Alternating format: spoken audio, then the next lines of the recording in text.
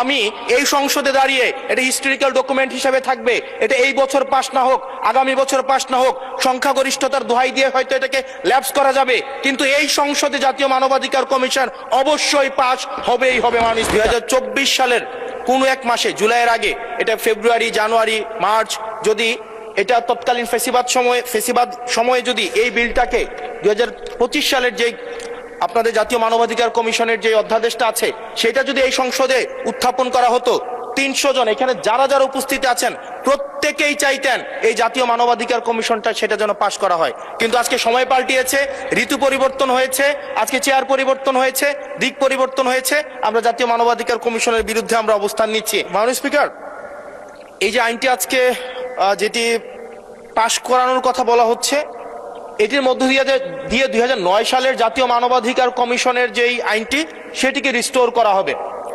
জাতীয় মানবাধিকার কমিশনের যে 2009 সালের যে আইনটি আছে সে আইনের প্রয়োগ, সে আইনের যেই প্রয়োগ দীর্ঘ 17 বছর ধরে হয়েছে সেটি আমরা দেখেছি।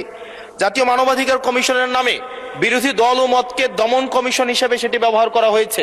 বিএনপিকে দমন করার বৈধতা জাতীয় মানবাধিকার কমিশন উৎপাদন করেছে। আমরা জাতীয় মানবাধিকার কমিশনের চেয়ারম্যানকে বলতে শুনেছি জামাতের নেতাকর্মীদেরকে গুলি করা বৈধ মানবাধিকার টিকিয়ে রাখার স্বার্থে। আমরা জাতীয় মানবাধিকার কমিশন 2009-এ যদি চলে যাই, আমরা মাননীয় স্পিকার 2009-এ যদি চলে যায়, আজকে যদি 2025-এর অধ্যাদেশটিকে ল্যাপস করে দেওয়া হয়, এটি এই সংসদের জন্য আমাদের যে একটা আমরা ফরওয়ার্ডিং একটা মুভে ছিলাম, আজকে এই 2025-এর অধ্যাদেশটি ল্যাপস করার মধ্য দিয়ে জাতি আবার ব্যাকওয়ার্ডের দিকে যাবে এবং জাতি পিছিয়ে পড়ার একটা টেক্সট বুক এক্সাম্পল হিসেবে এই সংসদে এটি থাকবে। 2009 সালের জাতীয় মানবাধিকার কমিশন আদতে কোনো আইন না, এটা হচ্ছে সরকারি আরেকটা দপ্তর বানানো হয়েছে জাতীয় মানবাধিকার কমিশনকে। সেখানে স্পিকারের নেতৃত্বে যে সিলেকশন কমিটি করা হয়েছে সেখানে স্বরাষ্ট্রমন্ত্রী থাকে, সেখানে আইনমন্ত্রী থাকে, সরকার দলীয় একজন এমপি থাকে এবং সেখানে মন্ত্রণালয়ের একজন সচিব থাকেন। অর্থাৎ একটা 6 সদস্য বিশিষ্ট একটা সিলেকশন বোর্ডের সেখানে 5 জনই হচ্ছে সরকার দলের। এখন একটা সরকার দলের একটা জাতীয় মানবাধিকার কমিশন, এটা হচ্ছে আমাদের আজকে আমাদের এলজিআরডি মন্ত্রী নেই, উনিই বলেছিলেন জাতীয় মানবাধিকার কমিশন হচ্ছে একটা মূলত বিরোধী দল কমিশন হিসেবে হচ্ছে ফাংশন করে, এখন বিরোধী দল দমন কমিশন হিসেবে মাননীয় স্পিকার ফাংশন করে।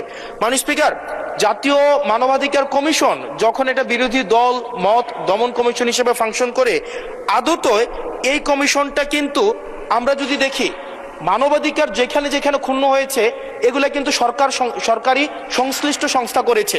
সেখানে বিডিআর, র্যাব, তারপর হচ্ছে আপনার বিভিন্ন বাহিনীদের সেখানে কিন্তু সরাসরি